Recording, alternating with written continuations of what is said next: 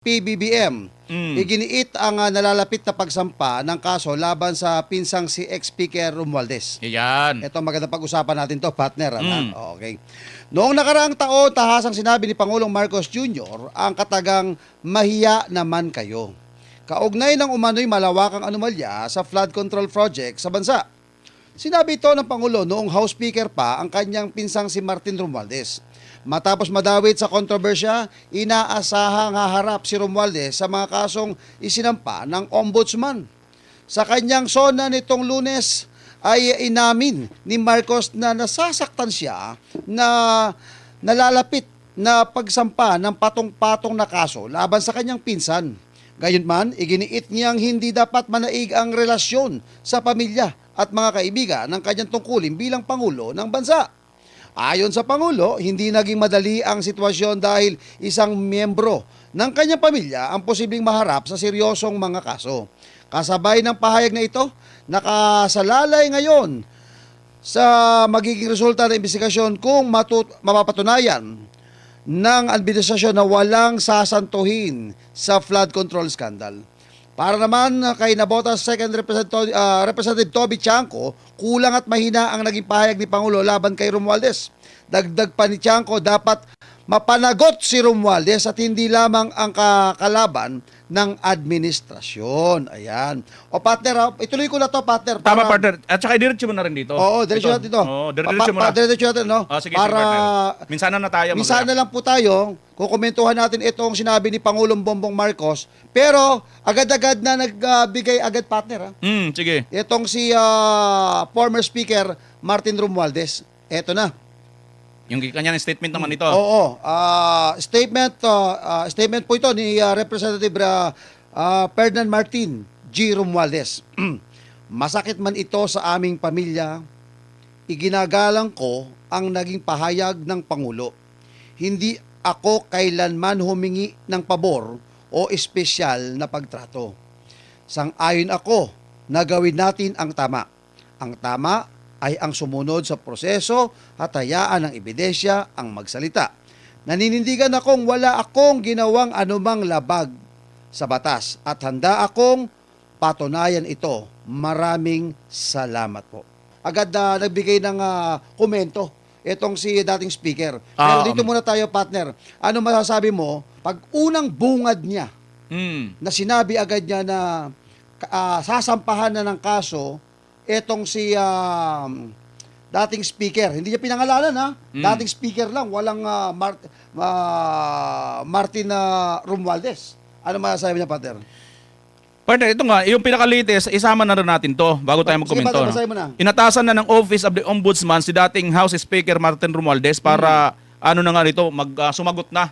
15 days lang yata, partner, ang binigay dito. Hindi ko 15 days ang nagsabi. Tama ba? 15 days, no? Si Clabano.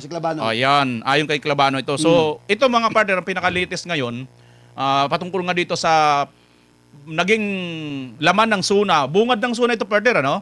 Na sinabi ni Marcos Jr. na, ano pagkakasabi niya rito? Masakit? Ano sabi niya rito? Sinasabi na sa kanyang SUNA nitong Lunes. Nung Lunes, automatic to kauna-unahang bungad pa lang po ng kanyang SONA. Sinabi ni Pangulong Bongbong Marcos. Nasasaktan daw siya. Nasasaktan siya dahil sasampahan. Nalalapit na pagsasampa sa pinsan niya. At ng hindi siya patong-patong presidente ng pamilya. Hindi siya presidente ng pamilya. O hindi presidente daw siya ng taong bayan. Natural. Hindi, kasama na rin yung kanyang pamilya. Dapat kasama yun. Presidente ka ng lahat. Hindi mo po pwedeng mano yan, partner. Ganito, presidente ka ng lahat ng mga Pilipino. Ganun yun. So, ang pamilya mo, Pilipino naman yan. Hindi mo po pwedeng itanggi yan. Ano ba naman to si Marcos Jr., oh? Ngayon, ito. Kapansin, parehas sila dito, partner, oh. Nasasaktan siya sa nalalapit na pagsasampa. Sumagot naman si Martin, masakit man ito sa aming pamilya. O, kita mo? Pero parehas sila nagkakasakitan, partner. Pero ito ngayon yung isa sa mga kinakaabangan din natin dito. Kasi partner, bago ito nangyaring ito ngayon na SUNA ni Marcos Jr., nauna na dati si Martin Romualdez lumabas sa isang video na may pahayag siya na hindi lang siya dito ang maaaring malaglag.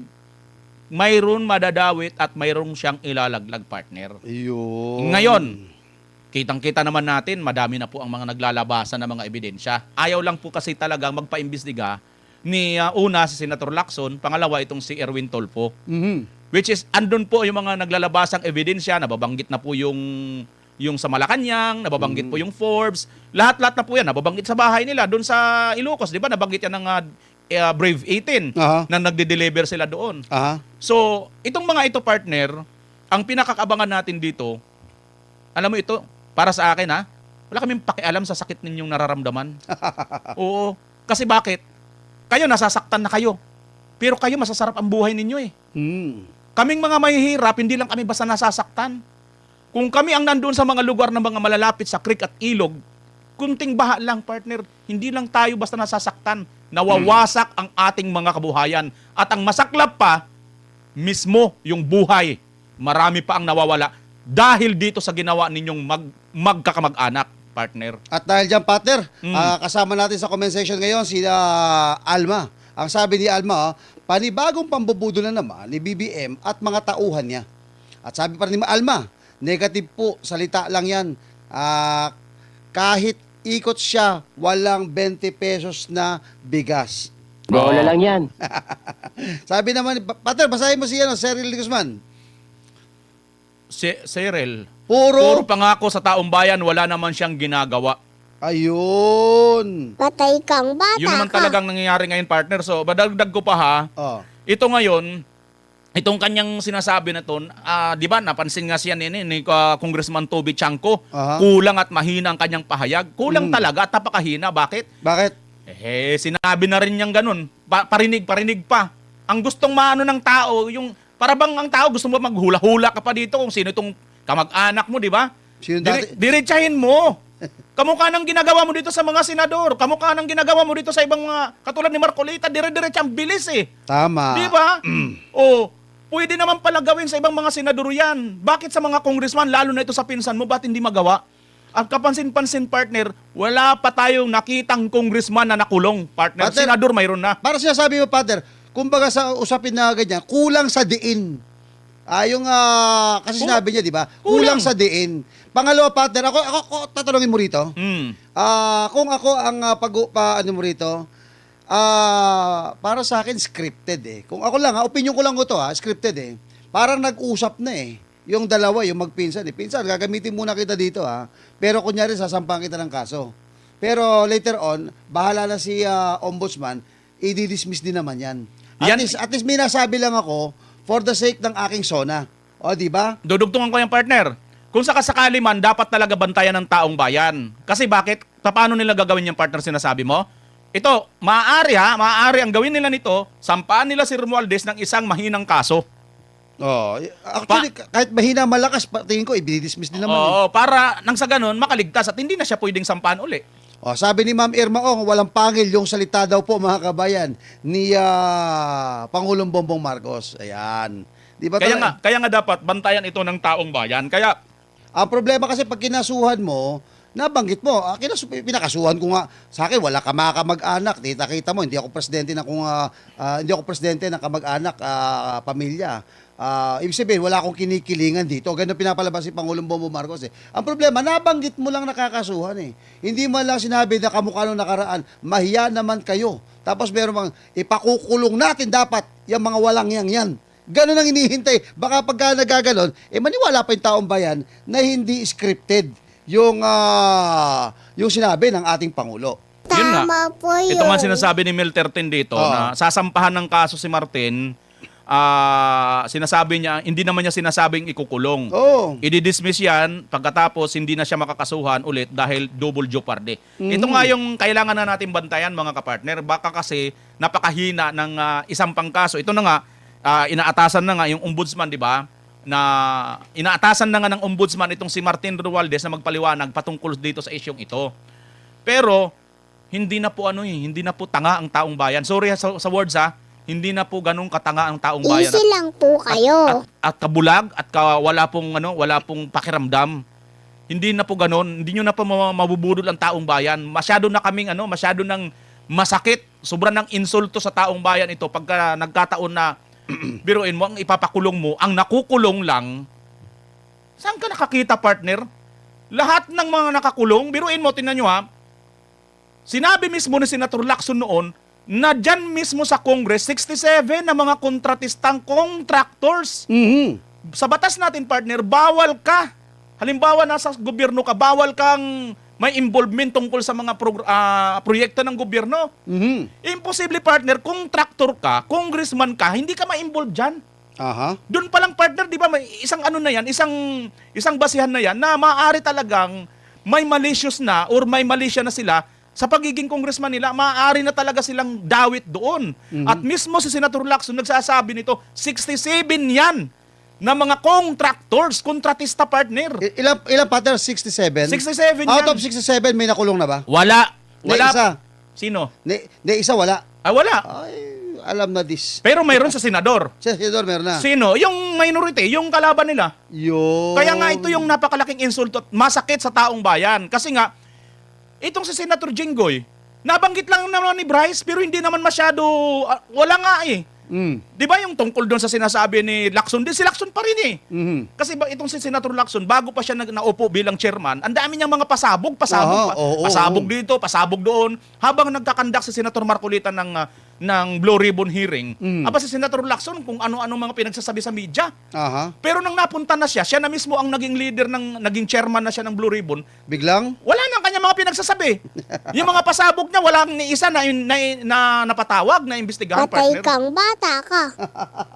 Di ba? At ang maliwanag dito, tingnan nyo, partner, lahat ng nasa oposisyon, lalo na mga senador, kulong. Mhm. Kulong si Senator Jinggoy. Mhm. Kulong si Senator Marcolita.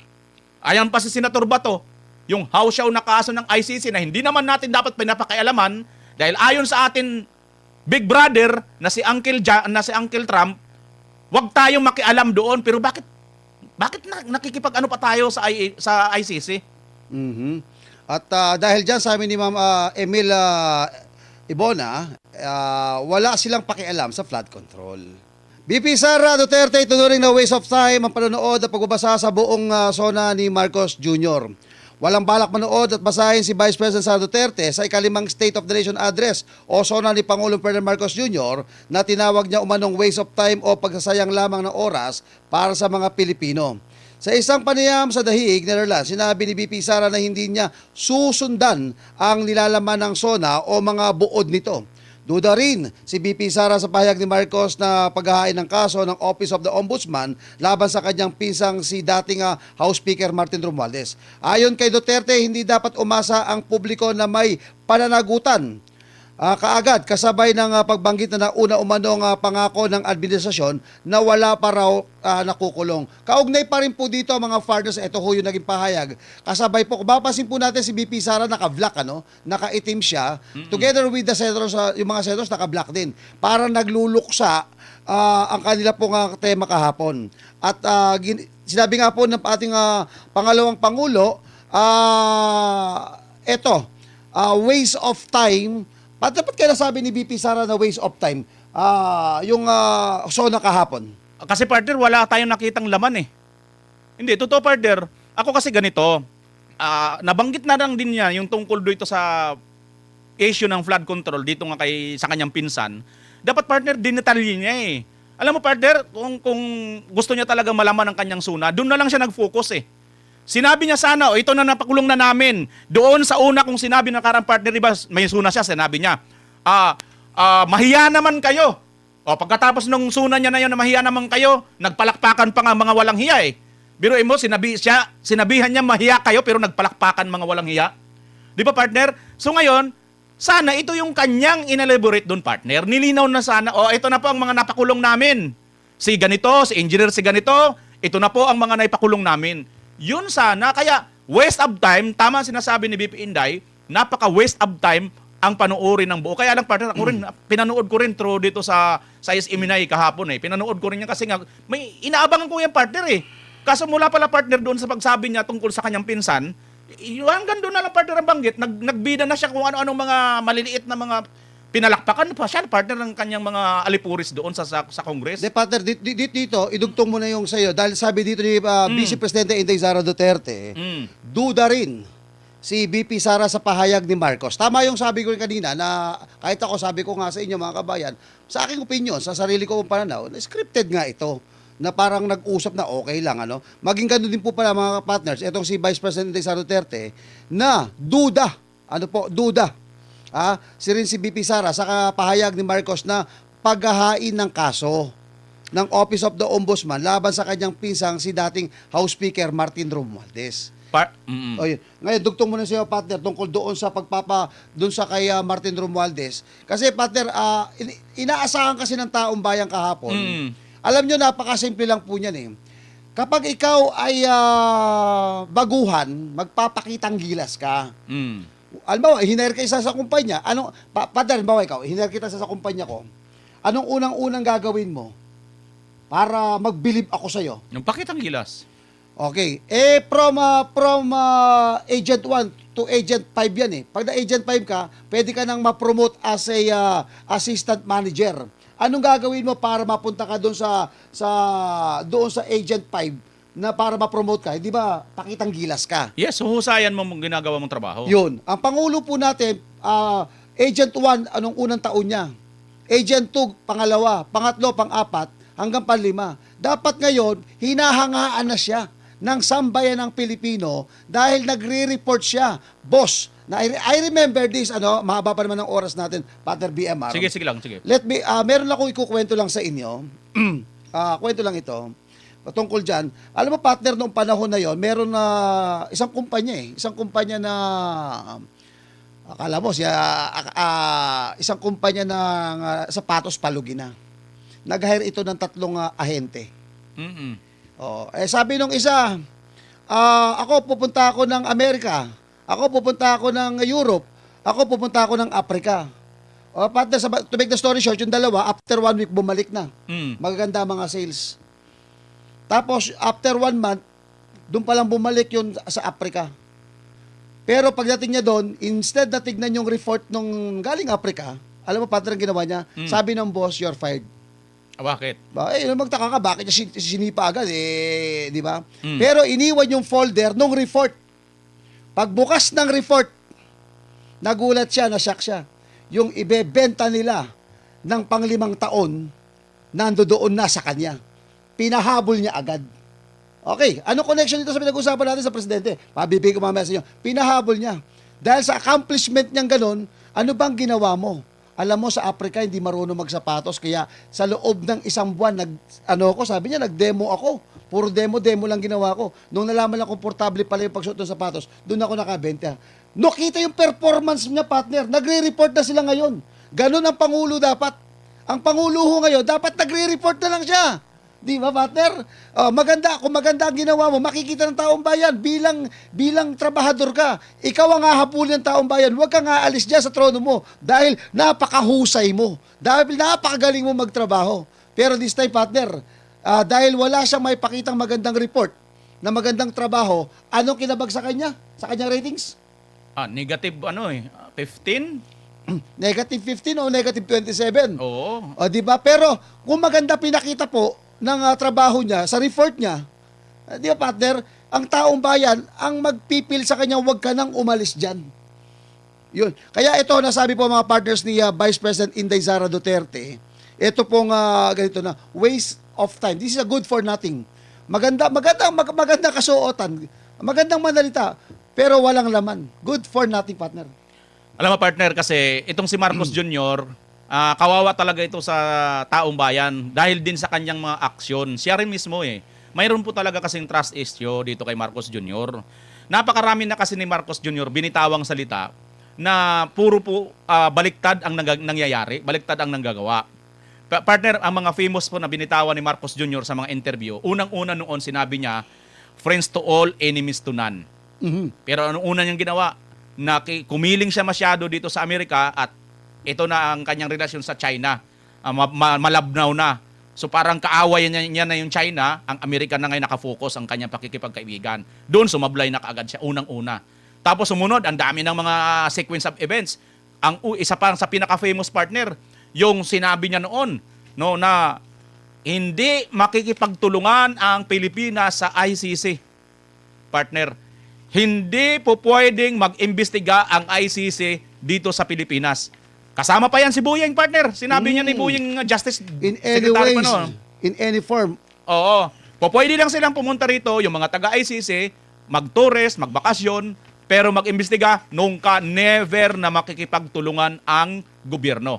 Pero anong kanilang ginawa? Mismong executive, pinangunahan ang pagkidnap kay Tatay Digong papuntang dahig. 'Di ba? Isa pa partner ang kanilang kasinungalingan.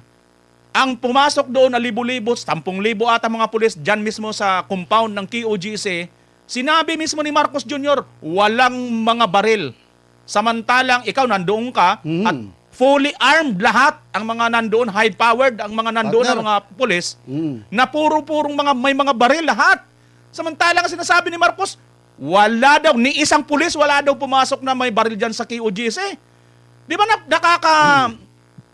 this is adding insult to the injury sa mga matatalinong tao. Kahit hindi matalinong tao, nakita yung sitwasyon, na yung bobo na iinsulto kay PBBM. Sorry ha, pati bobo ng mga Pilipino na iinsulto ni PBBM sa pagsabi niya na walang baril. Kitang-kitang may baril eh. Pagkatapos, ang hindi ka makikipagtulungan sa ICC, bakit kayo pang nanguna? Isa pa kanyang pambubudol.